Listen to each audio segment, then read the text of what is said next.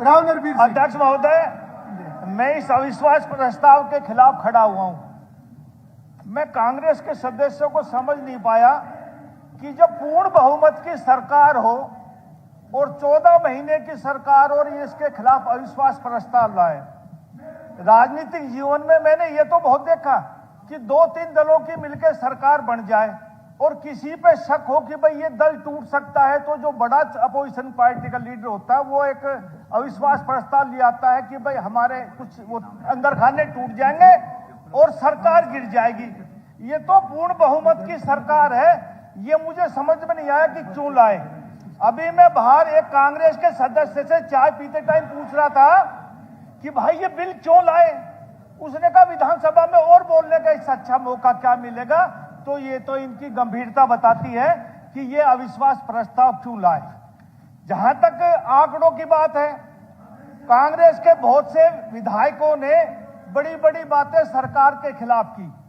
हमारे कृष्ण बेदी जी ने, भाई महिपाल ढांडा जी ने आंकड़ों के हिसाब से पूरा सदन को अपनी पार्टी की नीतियों और अपनी गतिविधियों के बारे में बताया। मैं आंकड़ों पर नहीं जाऊंगा, मैं 2-3 बात सीधे सीधे शब्दों में कहूंगा कि प्रजातंत्र में जो पैमाना है वो राज्य में वोट का पैमाना है।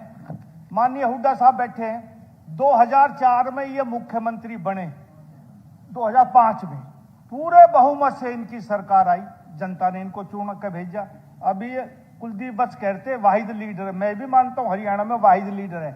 2009 में सरकार आई, 40 एमएलए रह गए, हमारी भी 19 में 40 आए।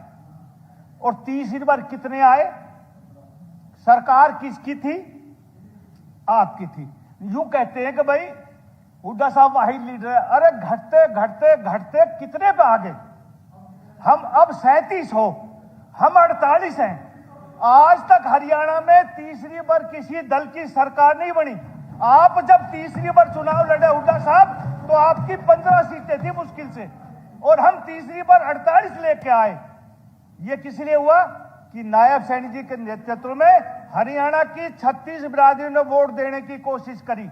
ये वोट चोरी एक नारा है, जनता ने आपको नकार दिया। बात करते हो आप कहीं किसानों की, कहीं जमींदारों की, कहीं व्यापारियों की, कहीं कर्मचारियों की, सारे तबके ठीक है, मैं मानता हूं वाहिद लीडर है, कहीं और कहा ले रहे, कोई बात नहीं, लेकिन इस वाहिद लीडर में 37 सीट रह गई। ये हमने नहीं लाए।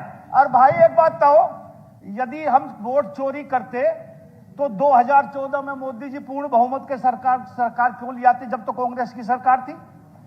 2019 में हम 303 लोकसभा में सीट लेकर आए, अब क्या 240 पे आगे हम बहुमत ले जाते, हमें वोट चोरी करते तो मानो ना आप। अरे बिहार में आपकी 6 रह गई, जनता आपसे उग चुकी। इस वोट चोरी का नारा ईमानदारी से मैं कहता हूं कि लोग इसको बेवकूफ मान रहे हैं। अभी राहुल गांधी जी गए हमारे गुड़गांव, कहां गए, दिल्ली में भाषण दिया कि बादशाहपुर में वोट चोरी हुई 75,000। अध्यक्ष महोदय, मैं बादशाहपुर से एमएलए हूं, मैं 60,700 वोटों से जीता, 75,000 चोरी हुई। 2 दिन बाद बयान आया कप्तान अजय सिंह यादव का कि रेवाड़ी में 35,000 वोट चोरी हुई, 32,000 से हारा अगला।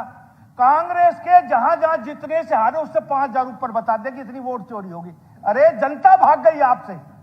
आप ये बात मानो, इसको दिल से स्वीकार करो और लिख लो। ऐसे ही चलते रहे ना शहरों में और गांवों में तो जिक्र ही छोड़ दो, 37 का 17 पा जाओगे।